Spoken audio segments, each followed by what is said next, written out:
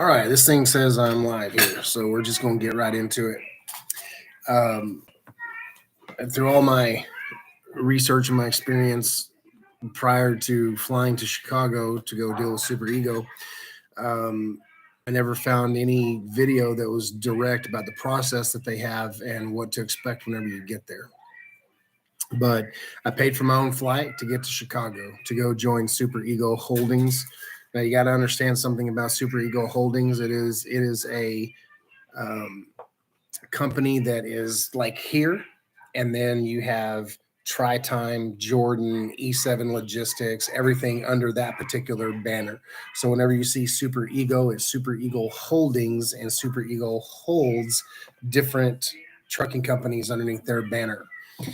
Also know that whenever you get to whatever truck it is, especially if they send you to go do a recovery, the truck that you're going to probably get probably has adhesive all over it, because every time someone gets rid of a truck and they put new stickers on it, they have them peel off the old ones and they give you stickers to put on it, and they switch that almost every single time that they have a driver, which I thought was kind of peculiar.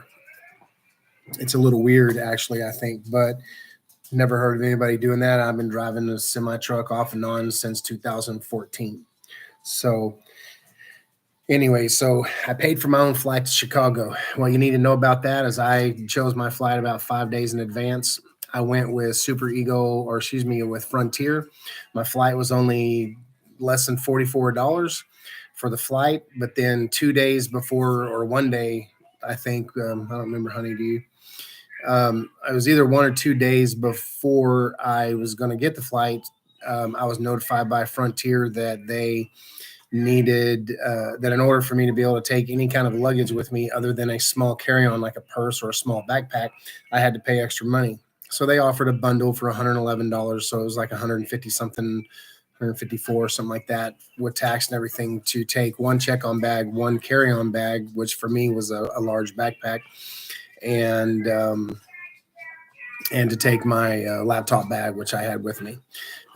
So you have that to look forward to if you choose Frontier. Now, if you're planning this way ahead of time, you can get a cheaper ticket. You might even be able to go with a different airline. Frontier wasn't a bad necessarily airline. The flight was pretty quick, mostly uneventful. I mean, we didn't have anything happen, so all that stuff was fine. Whenever I got there, I contacted their what they call reservation department, and that reservation department got me an Uber from the airport to. You'll get that information from your recruiter person. They're supposed to send that to you in an email prior to you going. So I got an Uber, got to the facility. We tried everything. There was a lot of snow there on the ground already whenever I got there. It was also raining, and it was also started snowing even more whenever I got there. So one thing that you aren't aware of is this process takes anywhere from 24 to 48 hours. They tell you that you can sleep in a truck, but if you do not get the opportunity to choose your own truck, which I did not, whenever I got there, I was assigned a recovery truck by the quote unquote yard manager. He was a pretty nice guy for the most part. I mean, he was nice about things, but I wasn't given the ability to choose. I was just assigned a recovery truck. You're going to want to, if you are going to go through with this and you decide to do it, you're going to want to insist that you don't get sent to do a recovery. And I don't know what their criteria is. I went over there with having to have some SAP needs. And so I didn't fight too hard to try to choose a truck on the yard. Maybe I could have fought a little harder to not get a recovery. But the guy showed me a picture of the truck. It looked like it was in decent shape for the most part. And so I just was like, you know what? It has a trailer with it. The trailer's was a 2023. The truck was a 2023. It had less than 149,000 miles on it. And I was like, maybe this is decent. So I went ahead and flowed with it. So when I got to Super Eagle Holdings, there's a lot of activity there. They run people through there like cattle. So you need to know that you're going to get there and there's going to be a lot of people. I was in really good health whenever I got there. And by the time I left 2 days later, I was sick as a dog. There's a lot of really not clean people that come through that area. I'll just leave that there. I don't want to be rude. We don't know people's circumstances and their situations, so that can be kind of difficult sometimes. So I'm not going to place any judgment there.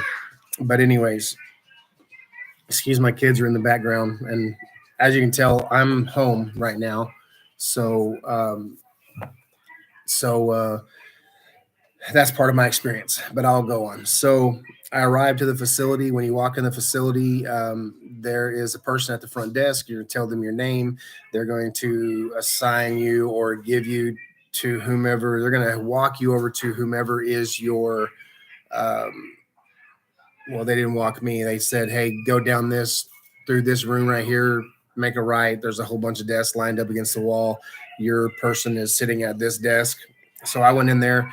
But when I got there, I had to wait probably about an hour and a half before I was able to talk to the guy in the beginning, because he was helping somebody else before me, which is fine. It was just a little bit of a wait and not a huge deal.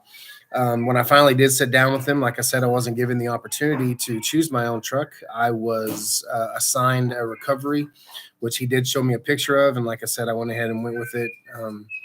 And then after that, they took me over to what they call the safety girls. It's the room that you previously walked through that's got a bunch of ladies in it. They are all part of the safety team.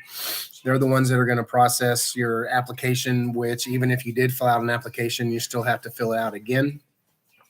They're going to give you a link to your cell phone that is going to allow you to be able to fill that information out. And then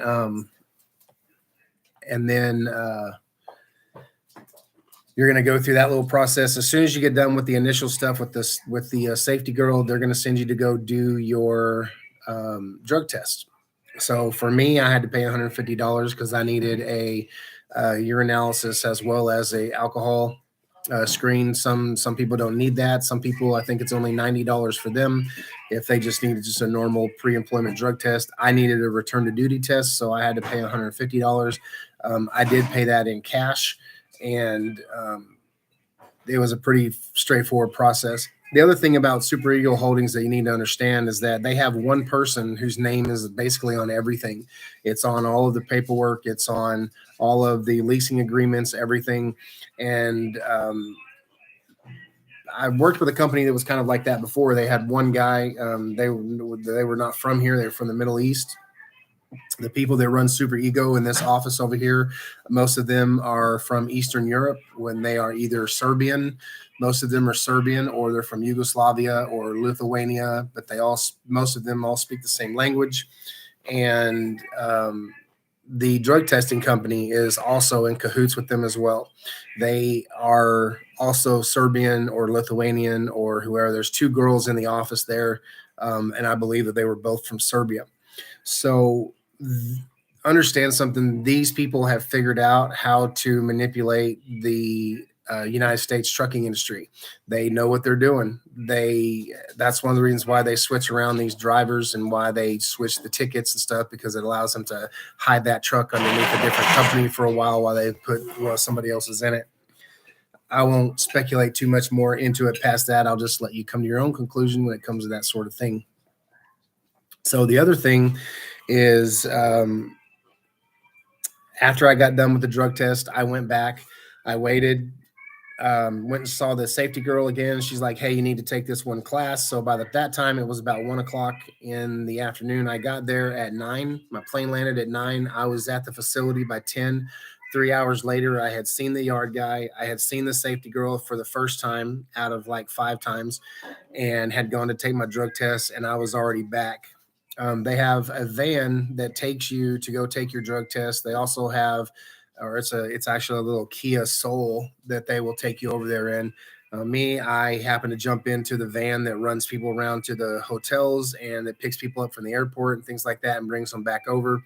I found that vehicle. I hopped into it. The guy was willing to take me and one other individual to go to our drug test, and then I had to be watch Pete. So the guy who came back, who drives that little Kia, he came and had to step into the bathroom with me and all that kind of stuff. So if you're in that situation, just know that you're going to have somebody looking at your pee-pee. So you get through all that process, and when you get done with the drug test, you go back, you talk to the safety lady again, and then they want to send you over to a quote unquote training class. It is not necessarily a training class. If you have any kind of experience in trucking and you've been an owner operator before, you're going to know what to do. You know how to figure out your mileage, how to figure out your costs, that sort of thing. But this guy kind of goes through that. There's a lot of talking that is probably unnecessary talking. A lot of fighting with guys who, had smart things to say, smart aleck things to say. And of course, the guy who's there, he's been in the trucking industry for a while. And he stopped driving a truck so that he could teach this class. I'm sure that they're paying him well for it. So don't let his conversation fool you. He wouldn't be there doing it if he wasn't making money. So anyways, you're going to go to that class. It started at 1:00. At 4:30, I think we finally got done. At 4:30. So I got done with that class, and then I went over to go try to talk to the safety lady. She was like, hey, you'll have to go take this other class, but for now, everybody's getting ready to go home. So at 5:00, all of these people bounce. They will get out of there as quickly as they possibly can. And they're going to rush you to fill out everything that you can and to sign whatever paperwork. They're going to rush you through it. And then at 5:00, most of them are all going to leave. So around 5:00, if you've been assigned a truck already and you've already cleared your background, your drug test has come back, then there's a whole nother set of people that will get you a hotel room for the night. They will pay for that. If you haven't done that, then you're on your own. So I went up to one of the guys and I was like, well, hey, to my yard manager guy, said, hey, since I'm not doing a truck that's here local, where am I going to sleep for the night? Like, I don't have a place to sleep. And so he gave me 2 trucks to go look at. One of the trucks I couldn't find because the snow was coming down so thick. I just could not locate the truck at all. And the other truck that I did find, it didn't have any fuel in it. So to be out there in those temperatures and with the snow coming down, it was supposed to snow like 6 inches that night. And I did not have the ability to stay in that truck. So I ended up calling a family member, and they ended up sending me a couple $100, which I ended up using. If you go to the Baymont Hotel and you're paying for the hotel yourself, there's a $100 refundable deposit that you're going to have to pay, whether you do that in cash or whether you do that with a credit card or whatever. Just come prepared to spend, close to $200 for that room that night. And plus your food and all that. Now, the good thing about food is that right behind the SuperEGO holding, literally, if you walk out the door and you make a right around the building, there's literally a parking lot right behind the building, and it's a grocery store. It's a Mariano's, and they're owned by Kroger. It's a big grocery store. There's a lot of food items and stuff in there. I mean, obviously it's a grocery store. So I ended up getting like chicken noodle soup and some fruit that night. So I got to the hotel, one of the vans. I ended up taking an Uber to get there because by the time you get done and you're getting ready to go to the hotel and you figure out the fact that they're not going to supply you a place to sleep unless you have a truck there. And even in the truck that, like I said, whenever I went into, it was filthy, absolutely dirty. It's probably the thing that helped spur on me getting sick. I'm still kind of congested, still trying to get over that. And I've been back home for like 3 or 4 days now. When did I get home? Saturday. So I got home on Saturday, and today is Wednesday. So yeah, so that's over a week now that I am dealing with being ill because of that experience. So anyways, after I got done with the hotel, I caught the van the next morning, actually, I ended up getting an Uber back over to the facility, got back over there. And actually, one of the other guys that was there, he was headed back over there. He had already paid for the Uber, and he invited me to come along with him. If you can carpool like that, you can do that. The Uber minder, most of the guys that I ran into didn't mind, and sharing the Ubers like that. So you got that opportunity. Um, when you go back in the next day, there's another training class that you have to take. That lady had a really heavy accent. It was very difficult for me to understand. Plus, I got a little bit of issue with my hearing. I'm supposed to have hearing aids, and I had a hard time understanding her. But she did ask, does anybody have any questions or anything like that? So there was an opportunity to go back, and I caught on to most of it. And since I do have a history in trucking, I kind of knew a lot about what she was already talking about. So the parts I did catch, I knew, and so it wasn't a big deal. She shows you how to use the ELD and how to log into it and all that kind of stuff.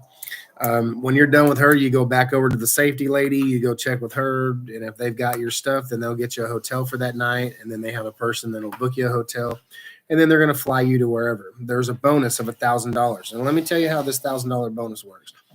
$400 after you pick up the truck, you get, and you take your first load, it's $400. After you take your second load, it's another 400, and then if you clean up the truck, and you show before and after pictures of the truck, they'll give you 200. Now, you would think that you'd be able to put this $1,000 into your pocket, but that's not what happens. They're going to give you a gas card, which I'm sure you already knew about. They'll allow you to get $250, 250 gallons a day in fuel to help you and they supply that fuel card for that. But let me tell you that it is not, you don't get that $1,000. What they're going to do is after you get done with that first load, they're going to give you $400 and they're going to put it as a quote unquote credit on that EFS card. So $400 of that money you get to spend on fuel. That's a nice way for them to keep all that money in their pocket and not give you squat. So just so you know that. They're going to tell you you're going to get $1,000 bonus, but you'll never see that money. It'll go on that card. The second load will be $400 for that card. All right. Go.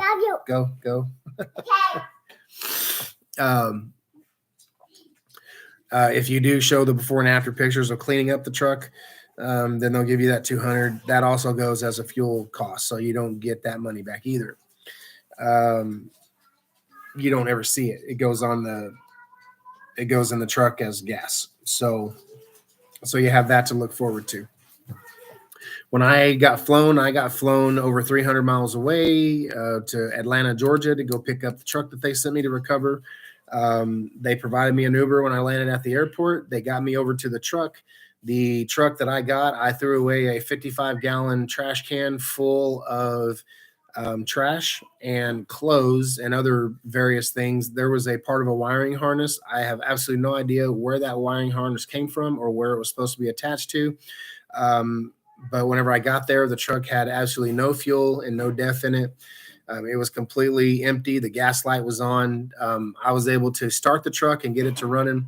I went ahead and ran my pre-trip. Oh, there were also no mattresses on the inside. So luckily for me, somehow they had some kind of a foam thing. It didn't even fit the truck, but it was what I slept on for that night.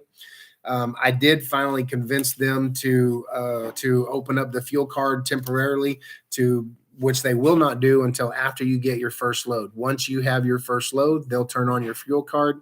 But if you don't have any fuel in there before that, you're stuck unless you can convince them to do it. They initially allotted 15 gallons of diesel and 5 gallons of DEF for the truck, and that is only to get you to the nearest shop that you'll need. So I noticed that in my particular truck, there was, which I got a Freightliner, there was oil all over the oil pan, and there was a bunch of dirt stuff caked on it. It was all fairly brand new and had not been on there for a long time. And so I went ahead and said, hey, I need a back right tire on the back drive axle on the outside, and I need all of the fluids in here. It had less than half of a thing of coolant and needed all of the fluids checked. So they told me to go to the Petro. That was 45 minutes away. They approved 15 gallons of diesel. They opened up that card, but when I put the card in, it said 50 gallons. And so I put all 50 gallons in there. Well, they weren't happy about that. They wanted me to only put that 15 gallons that they had approved in there. And I figured, well, since they had opened it up and put 50, I put 50. So it did give me enough fuel to be able to run for the night because it was cold in Atlanta as well, and they were expecting bad weather. So got over to the Petro. I pulled into the Petro at 6:18 on Thursday and immediately went in, got with the maintenance people. I had already contacted the maintenance department over at SuperEGO and told them, hey, this is what I need. They're like, send us pictures. So I sent pictures. Then they wanted more pictures. And then they wanted this and they wanted that. They also made Petro go take pictures and do all this. So I put in my order to get the maintenance done at 6:18. I didn't get called into the Petro with an approval until 1:30.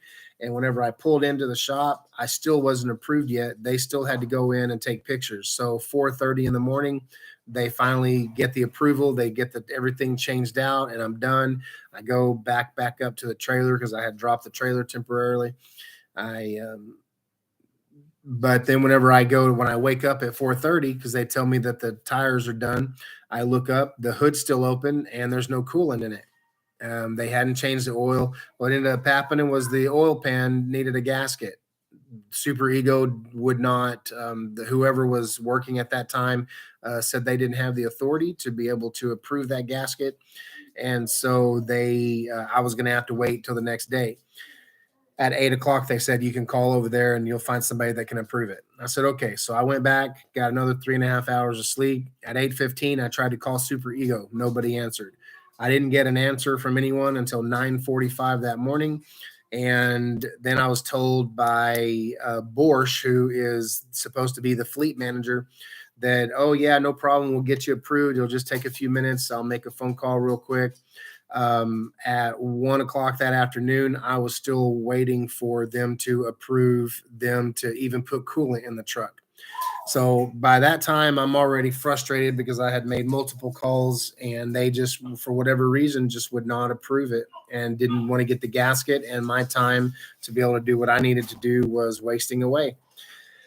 And so I finally, at that point, was just kind of fed up with the whole deal and having to argue with people about putting fuel in the truck because it didn't have any, just to be able to even get to the Petro. I just got sick and tired of it. It's not worth the headache to me. And whenever I got to the truck, it was so filthy inside. The previous driver had taken a box of instant mashed potatoes and had sprinkled them all over the inside of the truck. Now, that was just my experience. While I was there waiting to get flown out, I also talked with other people who had gone to go get their trucks, and they had holes drilled in the dashboard. They had the seat belts were cut out. Just nightmare after nightmare of guys who were just disgruntled with the company. So that's basically the sum of my experience. After about 1:30, 2:00 that afternoon on Friday, and the weekend coming up, I knew it was going to be a little harder to get a load, especially with all of the weather and stuff coming in, and then being able to even get out of the city. I just decided that I'd had enough, and it wasn't worth the effort. So I got a Greyhound bus ticket, and I left the truck there at the Petro and got a Greyhound bus ticket and came home. I've been home since Saturday. So there you go. That is 23 minutes and 23 seconds worth of my experience at SuperEGO. I would not recommend this to my worst enemy. There's just no way. I could take someone whose guts I just absolutely hated, which I can't think of anybody I feel like that about, but I just would not wish this experience on anyone. You can go to the other side of the gambit. And if you believe what you read on Facebook and on the internet, there are some people who've gone out there and have been successful. I haven't talked to a single driver who actually can show their truck, show their pay stubs as legit, and show me that what they're doing out there works. I see more scam and more hiding than anything. Also, the load board. SuperEGO has its own load board. They'll tell you that you can use your own load board, but the dispatcher that they assign to you has to be the one to get that load. You cannot get the load yourself. They have to be the ones to get it, and because it has to go through their system, and they don't trust you to do it. So you can go through DAT, which is one that they don't mind. Now, the SuperEGO load boards, They have, I never saw anything more than I think around 22, maybe 2,500 at the most for one load. And that one load was intermittent. There was one $8,000 load that I did see. It lasted all of about, I don't know, 2 or 3 hours before it came down. But you don't find those very often. 9 times out of 10, it's going to be somewhere between $1,500 and $2,000 for each load. The mileage on those loads that I looked at ranged anywhere from 500 miles away to 1,000 miles away for $1,700. That just doesn't work for me. It's not enough money. So that was my experience, guys. I wouldn't recommend SuperEGO to anyone, just based on my own experiences. You're free to choose whatever you want. If you choose to go with them, good luck. There are other companies out there that will take you on. It just wasn't worth it to me. So it's an experience like that I would never go through. I've heard other companies like Maybach and some other ones are pretty good. I've heard. You can never believe everything that you hear. You just kind of have to go through the experience yourself. So good luck to you today. If you like this, if any of this information was helpful to you at all, I'd appreciate it if you would hit that like and share button over there or whatever. Good luck. Stay away from SuperEGO.